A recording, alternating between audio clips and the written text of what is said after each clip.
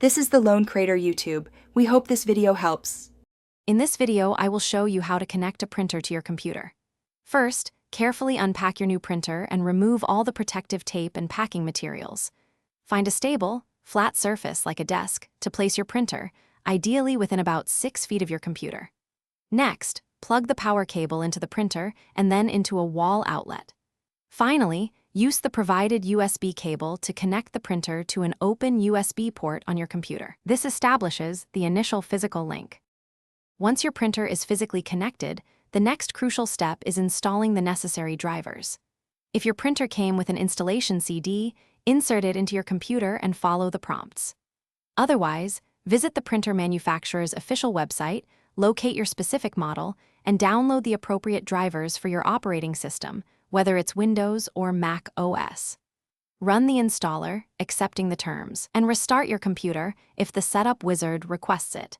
This ensures your computer can communicate effectively with the printer. For those with a wireless-capable printer, you can often connect it to your network without cables. First, make sure your printer is powered on and within range of your Wi-Fi router, typically within 50 feet. Use the printer's built-in control panel, often a small LCD screen, to navigate to the wireless setup menu.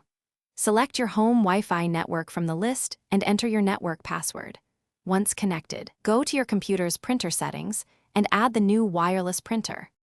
After installation, it's time to perform a test print. Go to your computer's printer settings, select your newly installed printer, and choose the option to print a test page. If the page prints successfully, congratulations. If not, double-check all cable connections, ensure the printer has paper, and verify that ink or toner cartridges are correctly installed. For persistent issues, refer to your printer's user manual or visit the manufacturer's support website for specific troubleshooting steps. Thanks for watching. Consider subscribing if we helped you.